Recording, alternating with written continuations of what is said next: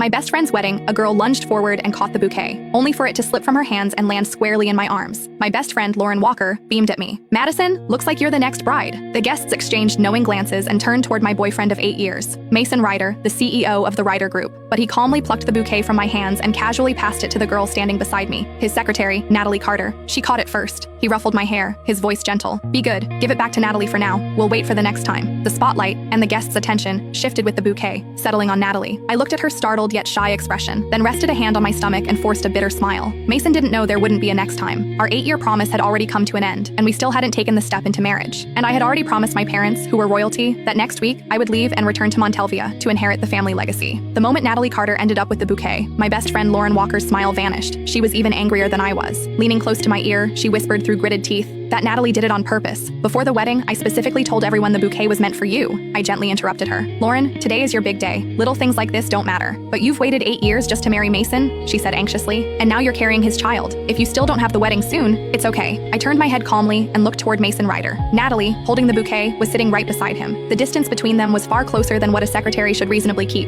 Most of the guests were friends who knew both Mason and me well. Their eyes drifted toward me, curious, sympathetic. Lauren grew even more upset and squeezed my hand tightly. "Madison, I looked into Natalie earlier. She's a calculating gold digger who specializes in seducing rich men. She's been trying to get close to your boyfriend for months. You need to be careful. Lauren, you're the most beautiful bride today. Don't worry about me." I squeezed her hand back and gave her a faint smile. "Besides, I'm not planning to marry Mason anymore. I haven't even told him I'm pregnant." My words were so shocking that Lauren's eyes widened as she stared at me in disbelief. After a long silence, she finally remembered that the wedding ceremony still had to continue. When the wedding ended, Lauren hugged me tightly. "Madison, if you need any help, just tell me. I support whatever decision you make." "What decision?" After she left, Mason walked toward me, calm as ever. "What were you two talking about just now?" Out of habit, he reached out and draped an arm over my shoulders. I shifted slightly to the side and avoided the gesture. "Nothing." He didn't seem to mind my reaction. With a soft laugh, he said, "Are you angry? Natalie caught that bouquet first, after all. She's a young girl. Of course, she dreams about weddings. Catching the bouquet was just her way of borrowing a little luck. Didn't we agree we'd wait for the next time?" He leaned closer, stroking my hair as he patiently tried to soothe me. "Why care so much about Lauren's bouquet? When we get married, I'll prepare an even more beautiful one for you. You can have as many bouquets as you want." Silently,